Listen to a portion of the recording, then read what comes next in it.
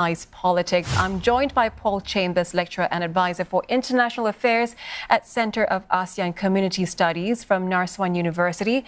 Mr. Chambers, thanks for joining us this hour. Now, the winner of Thailand's election, Pitalim Jarunrat, he is suspended from parliament and now denied the prime minister position. Many on the streets are angry. They see this as attempts by pro-military elements to keep Mr. Pita out of power. What does all of this say about the current state of Thailand's political system? Yeah, thank you. Thailand's political system is a facade democracy.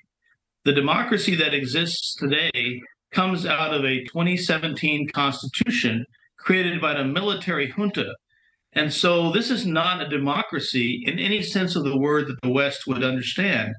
After the elections of May 14th, which were clean, the several agencies are able to dominate the system, such as the Constitutional Court, such as the Election Commission, such as a junta-appointed Senate, and they can keep PITA, they can keep the Gauklai Party, even though it won the election, from becoming the leading party in the system. So the people voted for change, right? But Mr. Pita has been snuffed out by the Senate, the military and courts, all of them representing the country's traditional conservative ruling class. Do the young or progressive movement have a place in Thailand's politics? Can the country ever see change? That's a good question.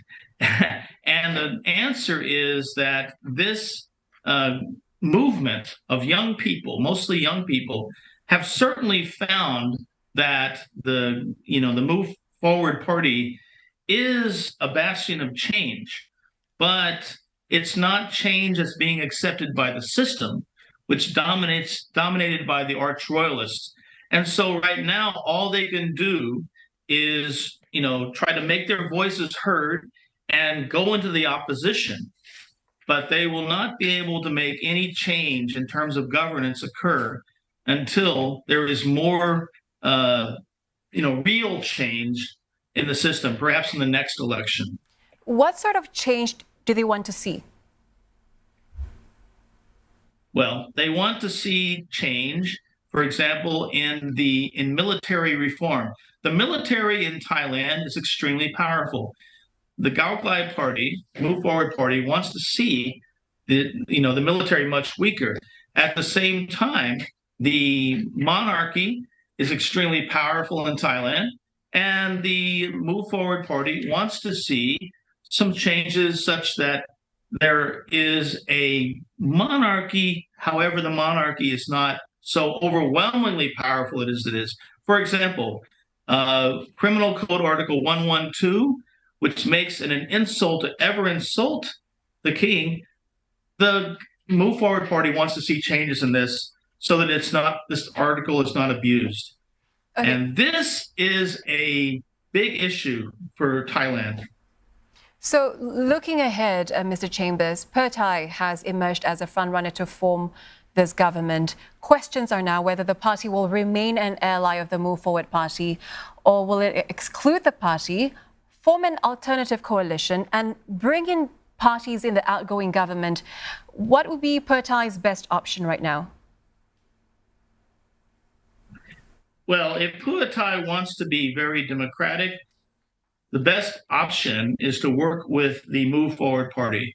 However, if Pheu Thai Party wants to form a government, then best option is to work with other parties, because the Move Forward Party has already been rejected by the palace. It's already been rejected by the powers that be. And so the Pheu Thai Party most likely will work with parties that have been in the previous government to try to form a ruling coalition. So people on the streets, they have said that the fight has begun for the citizens of Thailand. To what extent will the current political instability affect the country's image and economy, as well as investors' confidence? That's a good question. What's going to happen most likely is when the Move Forward Party is denied its rightful chance to form a government, because there was a landslide, people are going to get out in the streets and demonstrate. And yes, there will be all kinds of protests. And this will not help the economy of Thailand. But what probably will happen is that Pheu Thai will form a government with assistance from more right-wing parties, and you will end up seeing that the Move Forward Party is in the opposition, and there continues to be this clash between parties that want change, Pheu Thai that wants to sort of keep the status quo, and right-wing forces that are supported by the military. All right, Mr. Chambers, thank you so much for speaking with us. I was speaking with Paul Chambers, lecturer and advisor for international affairs at College of Center of ASEAN Community Studies from Naresuan University.